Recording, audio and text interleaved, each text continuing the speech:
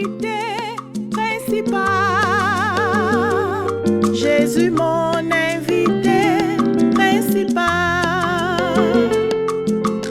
Il a en lui le secret du mariage, mon invité principal. Nabali, bandeko nabali, nabali po ete Yesu andimi. Papa nalibala na yo Yesu kosala, nalibala na yo Yesu kosala. Yende azali mwinda libala, yende azali mwinda libala. Soki molili ekoti na ndako, kama belela kaka Yesu aza mwinda. Nandimi libala oyo euti na Nzambe nandimi.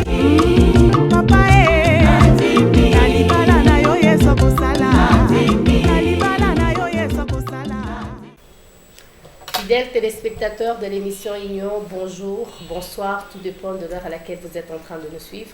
Bienvenue dans l'émission du jour. Aujourd'hui, nous allons continuer avec notre thème que nous avons commencé, le choix d'un conjoint. Et pour développer ces mêmes sujets, j'ai invité pour vous le pasteur Florimond Luamba, qui est le visionnaire du ministère chrétien international de couple, en sigle le parfait bâtisseur, en sigle PARBA. C'est bien avec lui que nous allons parler de ces sujets.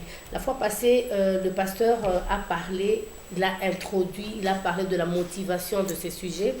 Il a défini les mots-clés, entre autres le choix et les conjoints. Et nous lui avons posé une question de savoir pourquoi il faut faire un choix. Le pasteur nous en a expliqué dans nos émissions passées. Et aujourd'hui, nous allons encore continuer avec ces mêmes sujets. Bonjour, pasteur. Bonjour. Merci beaucoup d'avoir accepté notre invitation. Merci de vous disponibiliser aussi pour nos téléspectateurs. Pasteur, nous allons continuer avec notre émission.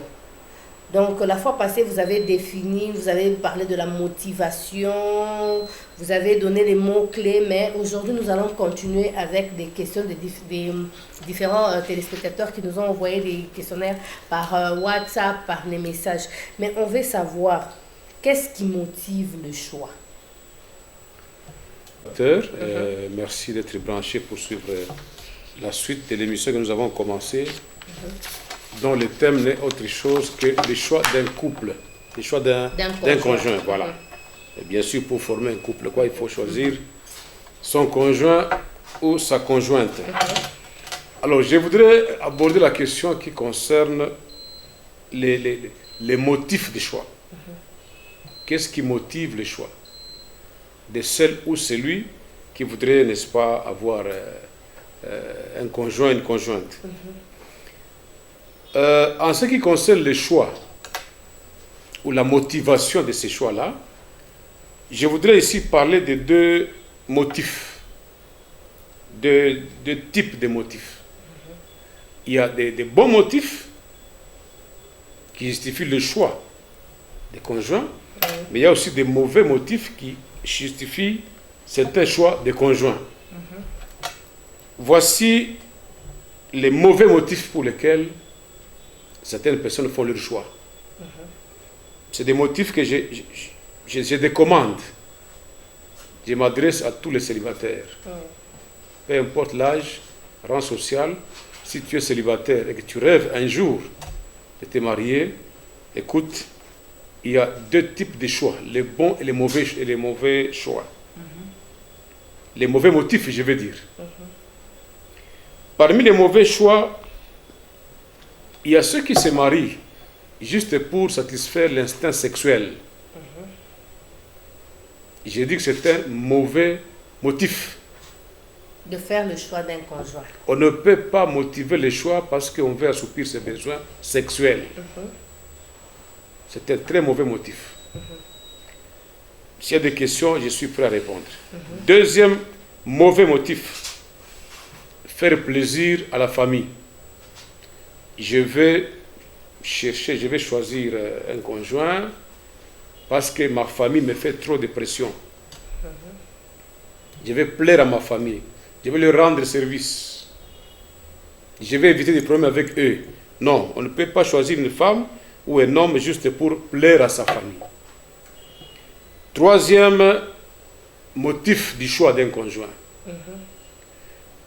On ne choisit pas une femme ou un homme à épouser parce qu'on a pitié de lui. Un mauvais choix. Non, comme son père a été tamponné par le véhicule d'un militaire, alors j'ai pitié de la fille là. Non, non, non, non, non, non, non. On ne se marie pas parce qu'on a pitié. On se marie parce qu'on aime. Tu comprends? Oui. Alors, la fille ne peut pas non plus accepter un homme parce qu'il va paraître qu'il va découvrir. Oh, ce n'est pas un bon motif. La mort, elle est humaine, tout le monde mourra. Tu ne connais pas la personne, mais parce qu'il m'a mouchkiri à Boulouma. Ce n'est pas un bon motif. On ne peut pas choisir une femme ou un homme pour se donner de la valeur dans la société. Du bagnon, les amis, quelqu'un, il faut ni choisir. Non, non. Mauvais motif. Un autre mauvais motif, c'est de se marier pour fuir la mauvaise condition de famille. Parce que mes parents sont pauvres. Notre famille, nous souffrons beaucoup. Vaut mieux que je puisse aller en mariage. Il y a un danger. Tu peux fuir la mauvaise condition de vie familiale pour retrouver une plus mauvaise condition là où tu vas. Donc on ne se marie pas pour fuir les conditions changées, les conditions de vie. Il y en a qui se marient pour répondre à la pression de la société par rapport à l'âge. Non, je vais me marier parce que j'ai plus de l'âge. Un mauvais motif. Je veux me marier parce qu'on me critique trop, parce que l'environnement me trouve suspect. Il faut que je me marie. Mauvais motif. On ne se marie pas pour des motifs comme ça. Les gens ont dit qu'on me trouve suspect, alors il faut que je me marie. C'est un mauvais motif. On ne se marie pas pour des intérêts égoïstes. C'est un mauvais motif. Et ça veut dire quoi, intérêt égoïste? C'est-à-dire que pour tirer bénéfice dans la personne là qu'on va choisir. J'ai choisi cette fille-là ou cet homme-là parce qu'il a des dents blanches. Qu'est-ce qui vous dit que ces dents-là ne vont pas jaunir plus tard? Qu'est-ce qui vous prouve que madame la carie dentaire ne peut pas visiter les dents blanches là? Alors, si vous l'avez épousée juste pour les dents blanches, et quand viendra, n'est-ce pas, la carie dentaire, quand même un bisou sera problématique. Hein? Alors, ce n'est pas des bons motifs, c'est des motifs égoïstes, parce qu'il est de la famille riche, non, parce qu'il s'est bien préparé, parce que je vais avoir des enfants, j'ai besoin de quelqu'un avec qui vivre, j'ai besoin de la sécurité, c'est pourquoi j'ai fait les choix. Non, non, ce sont de très mauvais motifs de choix. Ce n'est pas une bonne base, ça. Il y en a qui font des choix parce qu'ils considèrent que c'est devenu comme la mode. Comme tel a fait son choix, allez, moi aussi je vais choisir. Non, ce n'est pas une mode, c'est une vie que l'on prépare et on doit assurer les arrière-gardes. Ça, ce sont des mauvais motifs. Mais quels sont les bons motifs pour lesquels quelqu'un peut faire un choix, peut opérer le choix de son conjoint ou de sa conjointe? Primo, c'est la vocation. Ok. Parce que j'ai vocation à me marier. Alors il me faut opérer un choix. C'est un très bon motif. On recherche une compagne de la vie parce qu'il est écrit l'homme ne vivra pas seul. Il n'est pas bon que l'homme soit seul. Il n'est pas bon que l'homme soit seul. Donc, par vocation, j'ai déjà rempli les critères de base.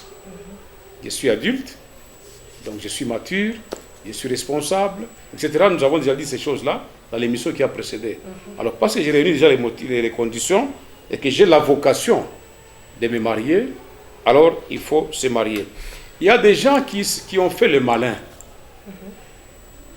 En fait, ils sont des gens en bonne santé, des gens normaux, avec tous les sentiments en place, y compris les sentiments sexuels. Mais qui prennent l'engagement comme ça au hasard de ne pas se marier. Conséquence, on devient hypocrite. Je reprends. Conséquence, on devient hypocrite. Parce qu'on a envie de la chose, mais apparemment on fait semblant comme si la chose n'est pas bonne. Dieu nous a appelés à vivre en paix. Le mariage n'est pas une obligation, n'est pas un droit. Excusez-moi, n'est pas une obligation, mais il n'est pas non plus un péché. Celui qui se marie, il ne fait pas mal. Mais celui qui ne veut pas se marier pour courir les jupons et pour faire d'autres histoires drôles, à ce moment-là, lui, il pêche. Parce qu'il sait faire le bien, mais ne veut pas le faire. Ça, on pêche. On se marie. Je vais voir si nous parlons du choix. Oui. Un autre bon motif de choix. Deuxième bon motif, et le tout dernier que j'ai retenu ici. Un bon motif, c'est quoi? Je veux me marier pour des raisons de sanctification. C'est-à-dire, on va lire 1 Corinthiens 7, verset 2. Ok. Le bon motif qui doit exciter l'homme à se marier, à faire son choix. 1 Corinthiens chapitre 7, verset 2. 1 Corinthiens chapitre 7, verset 2, nous lisons. Toutefois, pour éviter l'impudicité, que chacun ait sa femme et que chaque femme ait son mari. Très bien. C'est-à-dire, ça c'est un bon motif. Je veux faire le choix de mon conjoint. Donc, j'aspire au mariage pour ne pas vivre une vie de péché. Impudicité. Tu vois ce que l'apôtre Paul dit? Pour éviter l'impudicité. Et impudicité veut dire quoi? Pour éviter une vie immorale, une vie sexuellement immorale. Parce qu'en fait, le mot impudicité signifie manque de pudeur. Oui. Mais dans les domaines sentimental, manquer de pudeur, c'est quoi? C'est vivre la débauche. Au lieu d'être une femme de tout le monde, ou d'être un mari à toutes les femmes, c'est un péché. Alors, pour éviter de m'essuyer, et pour des raisons de sanctification, que chacun ait sa femme, et que chaque femme ait son mari. C'est un motif valable. Je me marie parce que je dois me mettre à l'abri du péché, je dois me mettre à l'abri des sûrs, je dois me sanctifier, me mettre à part pour le Seigneur. Mon corps est le temple du Saint-Esprit. Par conséquent, je ne vais pas marchander mon corps. Parce que la prostitution, c'est quoi? C'est échanger le corps contre l'argent. L'impudicité, c'est le manque de pudeur. Vous comprenez? Alors, si quelqu'un... Paul dit pour éviter des occasions d'inconduite, occasions d'impudicité, d'immoralité sexuelle. Maintenant, si quelqu'un ne veut pas se marier et qu'il vit dans l'impudicité, dans les fraudes, dans l'adultère, etc., vous comprenez simplement que celui-là, il n'est pas correct devant Dieu. Tout ce que nous disons ici, c'est devant Dieu. Ça me concerne, ça te concerne. Personne n'est au-dessus de la loi de Dieu. Personne. Ou tu es marié, tu choisis par vocation de te marier, ou tu ne te maries pas par vocation, mais alors ne triche pas, ne chevauche pas, ne sois pas hypocrite. Ça c'est clair. Je crois, madame, là ce sont les deux choix. La liste n'est pas exhaustive. Chacun de nous peut trouver encore d'autres bonnes raisons, mais moi je trouve que principalement il y a ces deux choses-là. C'est sanctifier contre le péché, mais aussi, parce que la femme ou le mariage, là, le mariage est une réponse à une maladie, qui est l'impudicité. Dans l'impudicité, nous avons la prostitution, nous avons la fornication, nous avons l'adultère, la débauche, selon que on est marié ou on ne l'est pas. Donc vous comprenez que la débauche là, l'impudicité, donc, englobe un peu toutes ces choses-là. On va dire, non, moi, comme je ne suis pas encore marié, en attendant, non, ça c'est la fornication. C'est-à-dire, vous faites des rapports sexuels, vous n'êtes pas marié ni autorisé. Alors à ce moment-là, ça devient une sorte de concubinage, union libre. C'est un péché. Donc, deux motifs. Je me marie parce que j'ai vocation, je me marie parce que je ne voudrais pas vivre dans l'impudicité. C'est ça, les bons motifs qui peuvent présider au choix d'un conjoint.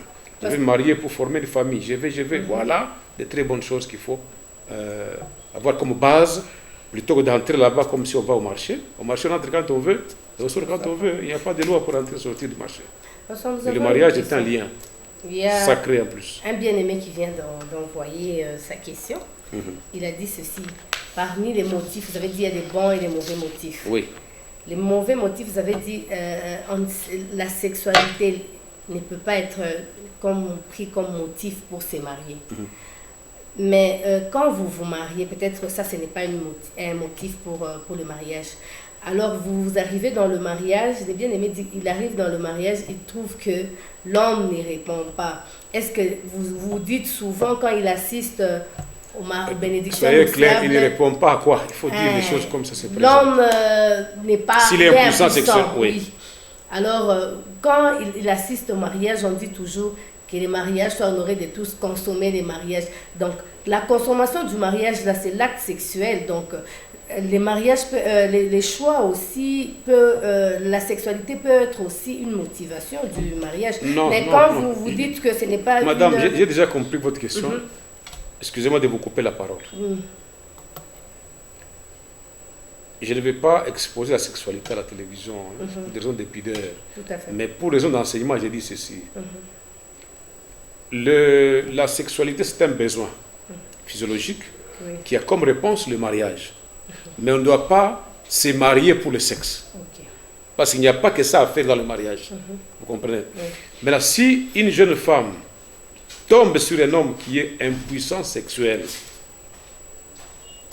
comment va-t-elle se comporter? Deux choses. Suivez-moi bien. Jeune fille, tu entres dans le mariage. Il se fait que tu trouves un homme qui est impuissant sexuel, qui est malade. Deux choses qu'il faut faire. La première chose, par amour, on cherche les raisons de cette impuissance. On cherche des remèdes. Mais s'il s'avère que monsieur est comme ça de naissance, quittez là-bas. Je reprends. Il connaît bien son état. Maintenant, pour essayer de masquer, de flouer le monde, mais il prend le courage de se marier pendant qu'il connaît son état. Alors il prend la fille d'autrui pour la faire souffrir. Et pendant combien de temps? Pour quelle durée? Alors ça devient de l'escroquerie. J'ai dit ça devient de l'escroquerie. Si monsieur est conscient de son état, dit que je suis impuissant, ok? Il doit se faire soigner. Il faut qu'il ait des preuves qu'il est en forme pour se marier. Mais s'il n'y a aucune preuve, alors aller se marier, c'est escroquer la fille d'autrui. C'est la mettre en difficulté et faire d'elle une intercesseuse pour rien. Pendant que l'homme sait ce qu'il fait. Alors là, moi, je peux conseiller à la fille de mettre fin. Parce qu'il y a eu escroquerie au départ. Il y a eu mensonge dans le fond. Vous allez me dire que si la fille aime le garçon, si elle aime le garçon, à ce moment-là, nous disons bravo, l'amour supporte tout. L'amour patiente tout. L'amour excuse tout. Alors ne te plains pas. On a de l'amour, accompagne monsieur jusqu'à la tombe. Et si tu deviens veuve et qu'il y a quelqu'un qui veut t'épouser, tu pourras peut-être te racheter à ce moment-là. Mais l'amour n'est pas une bêtise, n'est pas une stupidité. Si il est établi que monsieur c'est comme ça qu'il est, alors il n'y a pas mariage parce que le mariage n'est pas consommé. Il y a eu un fond d'escroquerie. Et quand il est établi que monsieur savait et qu'il a fait exprès, donc il a mis la fille d'autrui dans une situation très confuse. Et ce n'est pas ça le mariage. Le mariage ne repose pas sur les mensonges et sur les profits. En tout cas, je crois que le bien-aimé qui a posé sa question est satisfait de la réponse que le pasteur a donnée, parce qu'on opérait le choix. Dans le domaine du choix, je vous ai dit que c'était un enseignement que nous donnons. Tout à fait. Je vais donner un certain nombre d'éléments pour répondre à votre question. Tout à fait. Nous sommes dans Genèse, chapitre 2, le verset 22. Si on peut lire rapidement. Genèse chapitre 2, verset 22. Genèse chapitre 2, verset 22, nous lisons: L'Éternel Dieu forma une femme de la côte qu'il avait prise de l'homme et il l'amena vers l'homme. Très bien. L'Éternel forma une femme de la côte qu'il avait prise de l'homme et puis il l'amena vers l'homme. Nous voyons ici Dieu lui-même qui donne une femme à un homme. Ça signifie que ici, l'homme et la femme n'ont pas fait de choix. Ils ont subi la loi de Dieu. Dieu a imposé le choix. Adam n'avait jamais connu ce que c'est qu'une femme. n'avait même jamais imaginé, même rêvé sur ça. Parce que la femme n'existait pas. Ève, qui est venue à l'existence, n'avait jamais vu un homme. Il a été formé sur base des codes prises de l'homme. Donc nous voyons là-bas le cas de Dieu lui-même qui crée un homme et qui lui donne une femme. La femme là n'a pas choisi. Elle a subi. Nous avons une deuxième chose que je voudrais dire, c'est qu'au-delà du fait que Dieu peut donner, Dieu a donné, l'homme lui-même, les deux prétendants, peuvent également opérer leur choix dans les domaines de mariage. C'est-à-dire la personne qui veut se marier et celle qu'on veut prendre en mariage, les deux là, ils sont libres d'opérer leur choix. C'est un élément. Alors, ici, qu'est-ce que je veux dire? Dans ce domaine du choix, c'est un domaine très complexe, mais que j'appelle domaine de collaboration. Il est vrai que le garçon peut choisir lui-même. La femme peut aussi choisir. Est-ce que quelqu'un me disait, pasteur, est-ce qu'une femme peut choisir? J'ai dit, mais oui. Comment ça, pasteur? Le fait d'accepter un homme parmi tant d'autres, donc la femme a fait un choix. Toutes les filles qui existent ici, elles savent qui les courtise, n'est-ce pas? Même si les parents sont sous boule, ne connaissent rien. Elles-mêmes, là où elles sont, dans leur téléphone, dans leur milieu, elles savent qui court derrière elles. Mais à partir du moment où, parmi les 1000 là, elle accepte un, elle en accepte un, ça veut dire qu'elle a fait un choix. L'homme a fait un choix. La femme aussi a fait son choix en acceptant celui-là et en délaissant les autres. Donc, elle a fait un choix. Donc, les deux peuvent chacun choisir mutuellement qui peut l'épouser.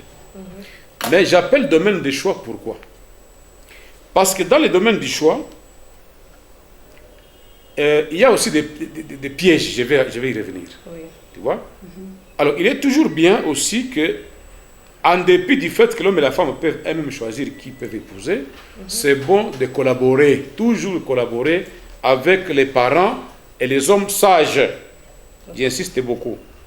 En matière de choix, ceux qui choisissent peuvent être moins sérieux, moins âgés, irresponsables, ils n'ont pas de jugement, etc. Alors c'est toujours bien de collaborer de coopérer avec les parents, coopérer avec des personnes qui sont dans le mariage, des personnes qui sont mieux averties, et les personnes qui peuvent être sages pour guider les pas des choses de ceux qui veulent se marier. Pasteur, je ne vous coupe pas. Quand vous êtes en train de dire coopérer, moi je veux que vous puissiez un peu éclaircir à nos téléspectateurs, parce que nous constatons qu'il y a un problème qui se passe. Vous allez voir, un jeune homme a fait son choix, la famille aussi elle n'est pas d'accord de ce choix, ils influencent le choix du gars, ils veulent que l'homme puisse épouser une autre femme qui est de leur choix. Alors par rapport à ça, là, ces problèmes, ces fléaux qui se posent actuellement dans des familles, comment un peu les jeunes peuvent s'y prendre par rapport à ça et les parents? Parce que vous avez dit les jeunes hommes ou bien la jeune fille doivent coopérer avec les parents. Moi, j'ai besoin que vous puissiez un peu nuancer. J'insiste, ils doivent coopérer. Parce que les parents sont outillés, sont sages. Il n'y a pas que les parents. Quelqu'un peut ne pas avoir les parents. Il y a aussi des hommes sages. Des personnes expérimentées. Qui peuvent présider, qui peuvent guider, qui peuvent donner des conseils pour amener et la fille et le garçon à ne pas taper à côté. Parce que l'apparence, je vais parler des pièges tout à l'heure, vous allez voir. Mais avant de répondre à ça et de donner, proposer aux jeunes gens une conduite chrétienne, à peu près parlant, je voudrais continuer par dire ceci. Par définition, un jeune, c'est inexpérimenté. Quand on dit les jeunes hommes, jeunes là, ça veut dire qu'il n'est pas peut-être avancé en âge, ça veut dire aussi ça peut être un enfant, ça peut être un homme immature, inexpérimenté, ou peut-être qui ne connaissent pas et qui ne connaît pas grand-chose. Lisons la parole de Dieu pour vous en convaincre et vous comprendrez que vous qui voulez vous marier, ne faites pas le malin. Ne dites pas je connais, parce que vous pouvez connaître en partie. Vous pouvez vous commettre des erreurs dans votre connaissance là. On va lire un peu le livre des Proverbes. Nous allons tirer quelques textes pour essayer de vous aider à collaborer, à coopérer avec vos parents, à coopérer avec les personnes sages, mûres, en vue d'opérer un bon choix. Important. Commençons par Proverbe 15, verset 22. Ok. Parce que les choix là, on les prend en termes de projet. Tu n'as pas encore fait les choix, tu voudrais faire un choix. C'est un projet. Que dit la Bible sur les projets? 15, 22, Proverbe. Proverbe 15, 22, nous lisons la parole de Dieu. Les projets échouent, faute d'une assemblée qui les délibère. Qui délibère. Oui, mais ils réussissent quand il y a de nombreux conseils. Très bien. Les choix en termes de projet, je veux choisir. En amont, tu devrais te rassurer que tu ne commettes pas l'erreur dans les choix. Oui. Et la Bible ici nous propose, dit, les projets échouent. C'est un projet de choisir si faute d'assemblée qui délibère. Oui. La partie B ajoute, il réussit, ce projet-là réussit quand il y a de nombreux conseils. Mais j'aime la version qui dit ceci. Les projets échouent, faute d'assemblée délibère, faute d'assemblée qui délibère, ils réussissent quand il y a de nombreux conseils. Voyez-vous, c'est pareil, hein, Oui, oui. à celui-ci. De nombreux conseils, justement. Alors, maintenant, regardez. La délibération, c'est quoi? C'est le fait de voir le pour et le contre de ces choix que tu veux opérer et de tirer les conséquences par rapport à ça. Le Proverbe 3, rentrons là-bas. C'est un enseignement, nous allons beaucoup lire les textes bibliques pour nous aider. Proverbe 3, 1 et 2. Proverbe 3, verset 1er et 2e verset. Proverbe 3, chapitre 1. Non, Proverbe chapitre 3, verset les 1. deux premiers versets. D'accord. Mon fils, n'oublie pas mes enseignements et que ton cœur garde mes préceptes, car ils prolongeront le jour et les années de ta vie, ils augmenteront ta paix. Yes, tu vois un papa qui parle à son fils. Oui. Il dit, n'oublie pas mes enseignements. Lorsque les parents enseignent, enseigner c'est-à-dire transmettre de nouvelles connaissances. Les parents enseignent de sorte à pouvoir amener l'enfant sur la bonne voie. Il y a un texte biblique qui dit ceci, je crois que c'est Proverbe 20, verset 6, je crois. Non, il dit ceci. Enseigne à l'enfant, ok? Enseigne à l'enfant la voie qu'il doit suivre. Et quand il sera grand, il ne s'en détournera pas. Voyez-vous? Enseigne à l'enfant. Je crois que c'est le Proverbe 22, si j'ai bonne mémoire, verset 6 ou combien. Il dit enseigne à l'enfant la voie qu'il doit suivre. Donc les parents, ils sont là seulement pas vous faire étudier, donner à manger, etc., mais aussi vous guider. Oui. Vous guider par rapport à ces choix. Dans les enseignements là, tout est compris. Okay. Alors il dit, garde le précepte, que ton cœur là, dans ton cœur, garde le précepte, l'enseignement que je t'ai donné. Les enseignements là vont prolonger ta vie et ils vont augmenter ta paix. Lorsque tu as fait un mauvais choix petit, je ne connais pas ton âge, si tu n'es pas marié, tu es petit. Même si tu as, attends, on a 80 ans, il n'y a pas petit. Oui, domaine, il petit, il y a donc quand vous commettez l'erreur, vous n'aurez pas de paix. Mais c'est la souffrance qui va s'en suivre. Vous serez troublé. Un autre texte pour parler de la collaboration avec les parents. Proverbe chapitre 1er, verset 8. Proverbe chapitre 1er, verset 8, nous Ouais. lisons. Écoute mon fils. Écoute mon fils. L'instruction de ton père. Yes. Et ne rejette pas l'enseignement de ta mère. Est-ce que tu entends? Écoute l'enseignement de ton père. L'instruction de L'instruction, ton père, oui. Et ne rejette pas l'enseignement de ta mère. Tu vois? Car c'est une couronne de grâce pour ta tête et une parure pour ton cou. Très bien. Donc ça contribue à ta paix, à ton bonheur, les conseils des parents. Il n'y a aucun parent qui peut souhaiter du tort, du mal à son fils ou à sa fille. Donc vous devez collaborer avec les parents, ceux qui vous ont engendré, de façon à recevoir de la sagesse. Pour opérer un choix, il faut coopérer avec les personnes âgées, avec les parents et des personnes sages. Dans l'Ancien Testament, qui pouvait choisir? Nous avons vu dans l'Ancien Testament que c'est Dieu qui a choisi pour Adam, choisi une femme. Lui n'a même pas choisi. Il a créé, il a produit une femme pour cet homme. Donc l'homme n'a pas fait de choix, la femme non plus n'a pas fait de choix. Mais lorsque nous lisons l'Ancien Testament, nous retrouvons par exemple que Agar c'est la concubine là d'Abraham, qui était sa servante, n'est-ce pas? C'est elle qui a choisi pour son fils Ismaël. Ismaël était responsable, il était âgé, mais c'est sa mère qui a choisi pour lui une femme. Lisez un peu Genèse 21, 21. On va y aller. Je connais d'autres questions que vous voulez vous poser, je vais y répondre. Genèse 21, 21, nous lisons. Il habita dans les déserts de Paran, Oui. et sa mère lui prit une femme du pays d'Égypte. Sa mère lui prit. Donc la maman a choisi. Il a opéré un choix pour son fils. Je prends le cas de le fils d'Abraham, Isaac. Ce n'est pas Isaac qui a choisi une femme à épouser, mais c'est plutôt son père par l'entremise de Eliezer, le serviteur d'Abraham. Abraham parlait avec Dieu. Regardez là où ça devient complexe. Abraham parlait avec Dieu. Comme on parle avec un ami. Vous voyez? Mais nous voyons que Dieu n'a jamais révélé à Abraham qui serait la femme de son fils Isaac. Et lui aussi, n'en pouvant rien, et vivant dans un milieu des païens, des Cananéens, déjà des mauvaises vies, il a fait une commission à son serviteur le plus ancien, Eliezer, pour lui dire, va chercher pour moi, dans ma patrie, une femme pour Isaac. Donc il a trouvé, mais c'est plutôt son père qui lui a trouvé à travers Eliezer, qui a aussi prié pour trouver une solution à ce sujet-là. Nous avons également le cas de Judas, issu de l'Ancien Testament, pour l'histoire des choses d'Abraham et Isaac. Vous trouvez ça dans Genèse chapitre 24. Hein, tous les chapitres, vous pouvez lire ça, mais de 1 à 3, vous aurez déjà la réponse à ce sujet-là. Nous voyons que Judas a choisi pour son fils une femme nommée Tamar, je crois. Oui. Tamar. Donc, vous voyez que ici, c'est la maman qui a choisi. Là, nous sommes dans Genèse 38, verset 6. La maman a choisi.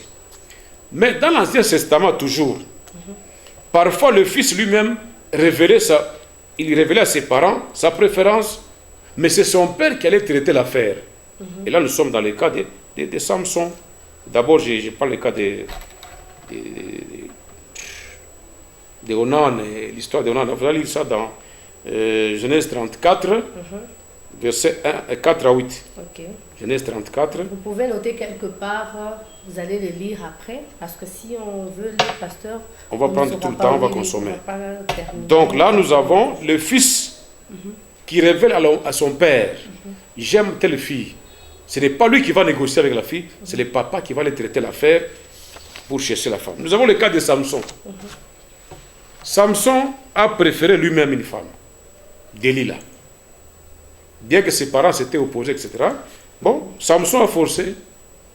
Lui-même, il a révélé sa pensée. Nous sommes dans Juges 14, de 1 à 11. Livre des Juges 14, versets 1 à 11. Fidèles téléspectateurs de l'émission Union, c'est par ici que nous mettons un terme à notre émission du jour. Compte tenu du temps, nous sommes obligés de nous arrêter par ici, mais nous allons continuer prochainement avec ces mêmes sujets. Restez branchés, bye, à la prochaine. Mon invité principal, Jésus mon